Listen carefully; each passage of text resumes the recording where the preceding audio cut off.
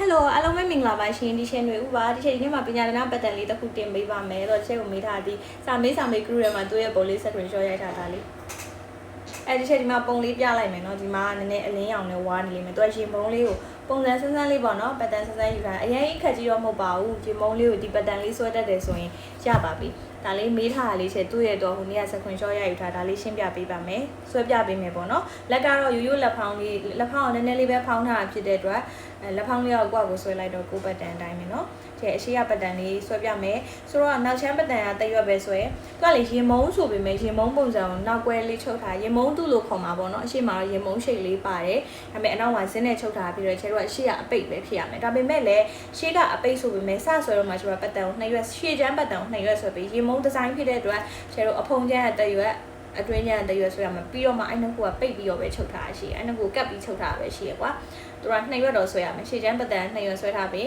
နောက်ချမ်းကတရွက်ပဲဆွဲရပြီနော်ခတ်တိုပတ်တန်လေးပေါ့နော်ဆွဲထားပြီးဒီချက်စာအုပ်ဝယ်ထားတယ်ဒီချက်တင်တဲ့လူတွေကဒီချက်ရဲ့ပတ်တန်တိုင်းဆွဲလို့ရတယ်တခြားသူတွေကလည်းကိုယ့်ရဲ့ visit frame တိုင်းဆွဲပြီး visit frame မှာလိုအပ်တဲ့ပြင်ဆင်စရာတွေကိုယ့်အကူပြင်ဆင်ထားပြီးချက်ရဲ့ဒီပုံလေးနဲ့ပတ်သက်ပြီးတော့ပဲအပေါ်ကပြင်တဲ့ဟာတွေကိုပြောပြပေးသွားမှာဖြစ်ပါတယ်ဗီဒီယိုလေးကိုဆက်ပြီးကြည့်ပေးပါရှင်ဒီချက်တော့လေဒီပုံမှန်တစ်ချက်ကြည့်ပေးပါမှာကျွန်တော်တို့ကလေရင်မုံပုံစံတော့လှုပ်ထားရပေါ့နော်ဒါပေမဲ့ तू ကအနောက်မှာဇင်းနဲ့ချုပ်ထားဒီရင်မုံကအလှပဲထပ်ထားဒါပေမဲ့ तू ရင်မုံဆွဲရမှာဖြစ်တဲ့ချက်တော့အတွင်းချမ်းဆွဲရမယ်အဖုံချမ်းဆွဲရမယ်ဆွဲရမယ်ကွာအရှိချမ်းနှစ်ခုဒါပေမဲ့ဒီပုံမှာ तू ကအပိတ်ချုပ်ထားဘာလို့ဆိုတော့လေဒီလိုမျိုးရှိတ်လေးတွေကဒီမှာကွာဒီလိုမျိုးလေးထပ်တယ်မလားအဲ့လိုမျိုးရှိတ်လေးတွေထပ်လိုက်တဲ့ခါမှာဒီအပေါ်မှာအသေးထားမှအသေးထားမှ तू ကငြိမ်ပြီးတော့အင်ကြီးခန္ဓာကိုယ်ပေါ်မှာဝတ်လိုက်တဲ့ခါမှာလေသူ့ရဲ့ဒီရှိတ်လေးကလှလေးထွက်တာကျတော့အဲ့လိုမဟုတ်ဘူးရင်မုံယူမယ်ရင်မုံဆိုတေးချရကွာဒီနောက်မှာကျတော့ကြဲသီးကွင်းတွေထည့်ရမယ်ကြဲသီးတွေတတ်မယ်ဆိုရှင်ကြဲသီးတွေဒီနောက်မှာရှုပ်သွားမယ်ကြဲသီးကွင်းတွေဟိုဆွဲပြီးတော့တင်းတယ်လို့မျိုးကတ်လိုက်တဲ့အခါမှာဒီရှိတ်ကတိတ်ပြီးတော့ဒီလောက်ကြီးမလှတော့အဲ့တော့ကျတော့အပေါ်ကိုဒီဟာကိုအတွင်းချမ်းနဲ့အဖုံချမ်းနှစ်ခုတော့ဆွဲရမယ်ပြီးလို့ရှင်သူ့ကိုအသေးပိတ်ထားလိုက်မှာပေါ့နော်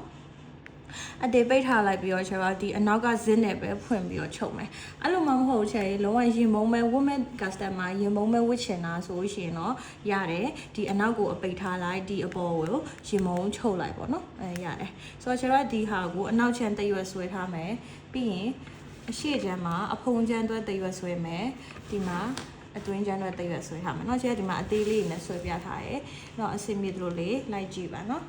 နားမလဲတာရှင်ချက်ကိုcommentမှာရေးခဲလို့ရပါတယ်ဆိုတော့ကျဒီဟာလေးကိုတော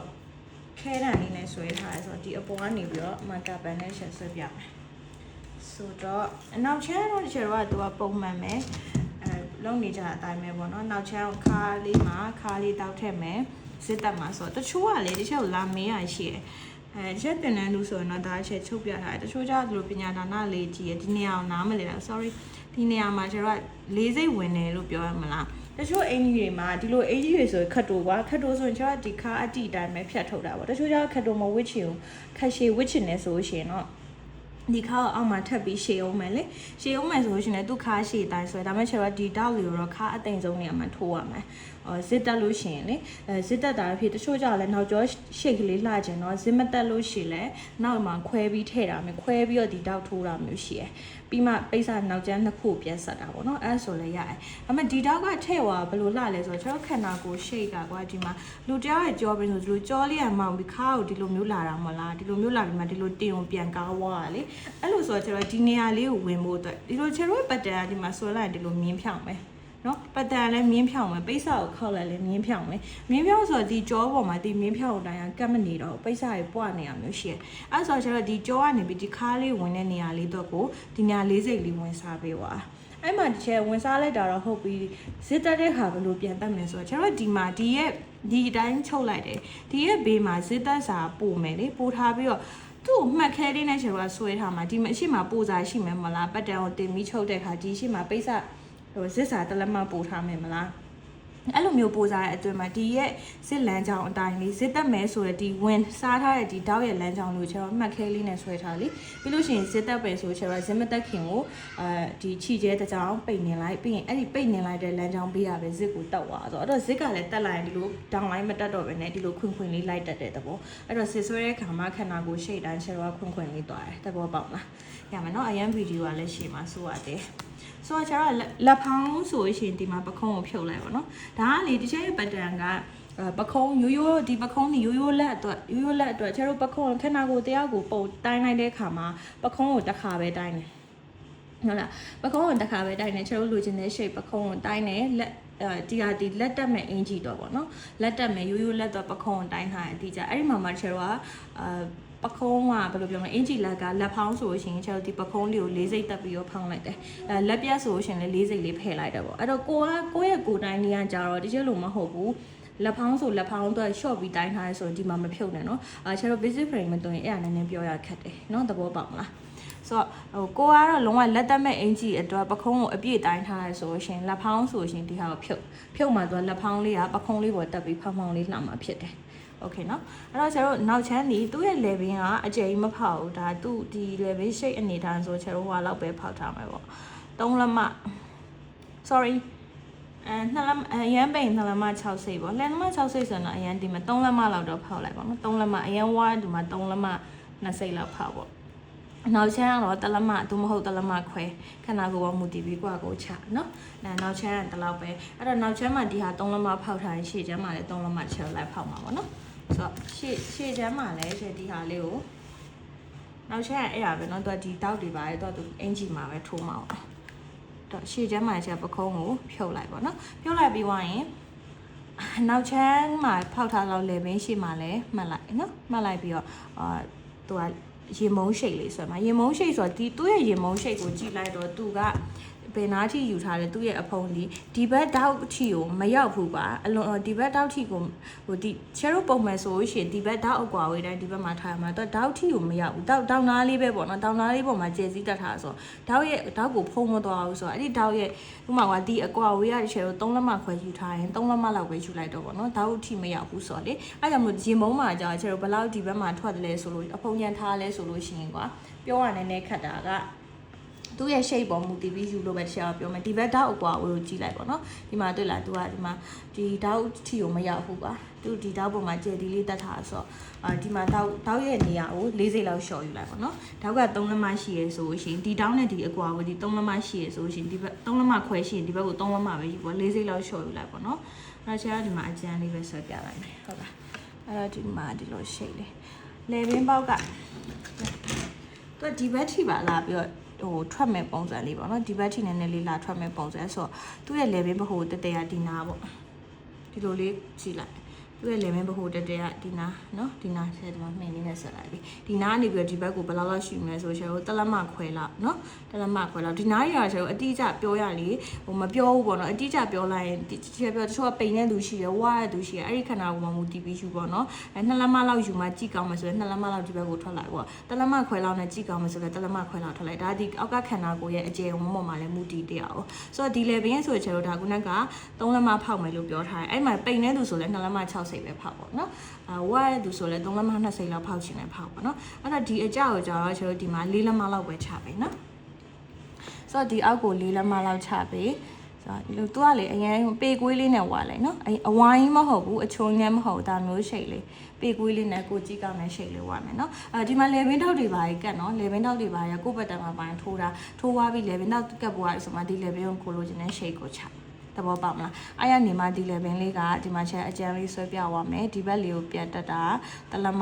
က်မခွဲလောက်တက်ရင်လဲလာရဲဆိုဒီ shape ကဒီဘက်နဲ့တူရမယ်နော်ပတ်တန်ကိုချိုးပြီးတော့ဒီဘက်မှာပြန်ယူလိုက်လဲရဒီဘက် shape နဲ့ဒီဘက် shape နဲ့တူရမယ်ဒီဘက်မှာခြုံလာပြီးဒီဘက်မှာဝိုင်းမလှအောင်နော်ကိုဆွဲလိုက်တဲ့ shape ထွက်လာမှာပဲပတ်တန်မှာကိုကြိုက်မှဒီပတ်တန်ကိုဖြတ်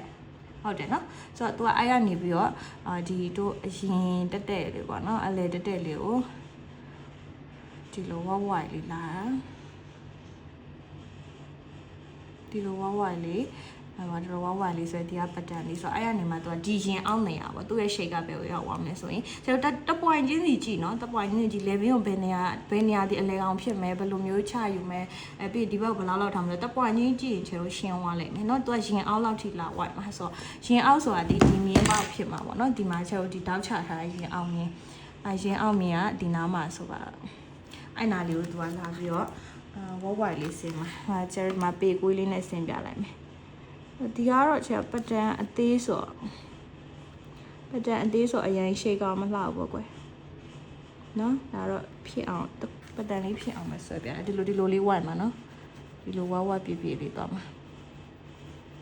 အဲ့ရနေမှာသူကအောက်လေးကိုဒီဘက်ကိုတလမလားလိုလေးစားဟုတ်ပြီလားအဲ့လိုရှိတ်လေးထွက်မတရားချင်တဲ့တောင်ချုံသွားတာအသေးလေးဆိုကိုကဒီဘတ်တန်မှာမပြေလဲချင်းဆွဲနော်ဒီဟာဆိုရင်လည်းခြုံဝိုင်းမချုံဆိုရင်ဒီလိုဝိုင်းဝိုင်းလေးဒီဘက်ကိုပို့ဆွဲခြင်းနဲ့ဆွဲနော်ဆွဲခြင်းလို့ဆွဲလို့ရတယ်ဒီလိုအဝိုင်းဖြစ်ဝိုင်းရပဲဟုတ်လားဒီလိုရှိတ်ထွက်သွားပြီပေါ့အမှကိုကဒီအင်ဂျီမှာလိုတဲ့တောက်တွေကိုကိုwhite down နဲ့တော့မယ်ဆိုလဲ white down ထိုးထားဒီမှာရင်အုံလေးကြွအောင်ရင်မင်းတောက်လေးထည့်ခြင်းနဲ့ထည့်တာလေပင်တောက်ထိုးထားဒါတော့ကိုယ့်ရဲ့ basic frame မှာလိုတဲ့တောက်တွေဒီ shape လေးနဲ့ဒီဟာလေးဝက်ချက်ဆွဲပြနော်ဒီညာလေးမှာဒီလို white လေးပို့ယူလိုက်ပေါ့ပို့ယူပြီးတော့ဒီလိုမျိုးလဲကိုယ့်ရဲ့ pattern အကြီးမှာပုတ်ထွက်လာအောင်လေးဆွဲပေါ့ရပြီလားရပြီဆိုရှင်ဒီဘက်မှာကကြောက်ချင်လို့ဟိုကဖြစ်သွားမယ်ဒါလည်းအတွင်းချမ်းကတော့သူအဖုံးချမ်းလိုပဲအတွင်းချမ်းနဲ့အဖုံးချမ်းရလေဒါရဲ့အတူတူပဲเนาะပြင်လေပင်ဖောက်တာသူကကြတော့ဒီလေပင်ကိုဟိုအောက်ထိဖောက်သွားပြီချဲ့တို့ဒီမှာတွေ့လားဒီနေရာလာစုံမဲ့နေရာလေးထိဖောက်သွားပြီဆိုတော့ဒီနေရာမှာချဲ့တို့ဒီညွန့်လေးမှာလာပြီးစုံပါလေဒီနေရာလေးမှာလာစုံပါအဲ့တော့ဒီနဲ့ဒီအကြမှာဒီနေရာကိုကဘယ်နေရာကိုထိထားလဲ6လက်မမှာထိထားလား9လက်မမှာထိထားလားပေါ့နော်9လက်မမှာထိထားတယ်ဆိုလဲဒီအကြကို9လက်မချလိုက်ပေါ့6လက်မခွဲလောက်မှထိထားရဲဆိုရှင်လဲ6လက်မခွဲလောက်ကိုချဒီဘက်နဲ့တူတဲ့ shape ဒီမှာလာပြီးတော့ဆွဲလိုက်သူကဒီဘက်မှာဒီလိုလေးပဲเนาะသူကအဲ့တော့သူကအတွင်းချမ်းဖြစ်သွားမယ်เนาะအတွင်းချမ်းမှာလေကိုလိုအပ်တဲ့တောက်တွေပါရေးဆွဲထားပြီးတော့မှဒီဟာဒီလိုလာထပ်လိုက်မှာဒီဘက်နဲ့ဒီဘက်ကဒီဘက်ဘယ်လိုပြောရမလဲညက်ပြီးထပ်ပြမှရမယ်ဆိုမှညက်ပြတော့ဒီအတွင်းချမ်းဒီဘက်မှာဒီအသွေးချက်လည်းပဲကြာဒီနေရာအကြနဲ့လာတူရမယ်အဲ့တော့ဒီနှစ်ခုပတ်တန်ကိုကျွန်တော်ကပိတ်စာမညက်ခင်မှာပြန်ပြီးတော့ထပ်ကြည့်လိုက်ရင်ဒီလိုမျိုးရှိတ်ထွက်လာပေါ့မထွက်သေးဘူးဆိုရင်ကိုယ်စိတ်ကြပြန်ဆွဲအောင်เนาะထွက်တယ်ဒီဆွဲပြီးမှဒီပုံစံရဝါပြီးတေချာပြီးဆိုမှကိုကဟွာလောက်လိုက်တော့เนาะ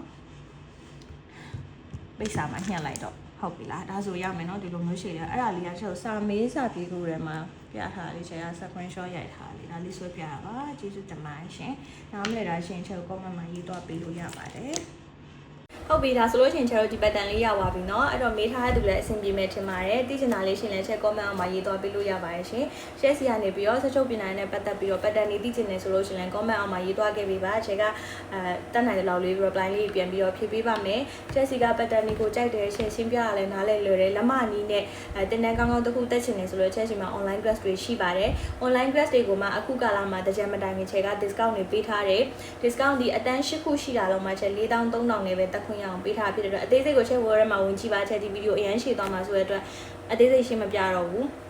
လက်မနီနဲ့ online class တက်ချင်တယ်ဆို discount ပေးနေတော့သွားတက်လို့ရပါတယ်ချက် Viber ဖုန်းနံပါတ်အောက်မှာထားပေးထားပါမယ်เนาะချက်ရေးကိုယ်တိုင်ကတော့ချုပ်တက်တယ်ချုပ်နည်းတွေအကုန်လုံးသိတယ်ချက်စီကပတ်တန်ရှင်းပြတာကိုပဲလို့ရှင်နေဆိုမြန်မာဥစုံပတ်တန်စာအုပ်ဝယ်လို့ရပါတယ်ဒီပတ်တန်ဒီမြန်မာငွေဒီစာအုပ်ဒီမြန်မာငွေ 38,500 ပါလက်မနီနဲ့တင်ပေးထားပါတယ်သင်ခန်းစာ80ပါပါတယ်စာအုပ်ရဲ့အကြောင်းအသေးစိတ်ကိုလည်းချက် wall ထဲမှာတောက်လျှောက်အမြဲတမ်းရှင်းပြပေးထားပါတယ်ဆိုတော့ဒီဗီဒီယိုမြင်နေဆိုလို့ရှိရင်ချက် wall ထဲကိုပဲဝင်ကြည့်လိုက်ပါချက်ဒီမှာရှင်းပြနေရှေ့ရပတ်တန်နဲ့ဒီမှာဒီအကြောင်းတွေပြောနေဗီဒီယိုကအရင်ရှည်သွားလိမ့်မယ်ပေါ့နော်အဲ့တော့စာအုပ်ဝယ်ခြင်းလည်းရပါတယ် online class တက်ခြင်းလည်းရပါတယ်အသေးစိတ်ကို wall ထဲမှာဝင်ပြီးလေ့လာလို့ရပါတယ်ရှင်ကျေးဇူးအများကြီးတင်ပါတယ်ဒီချိန်တွေဥပါ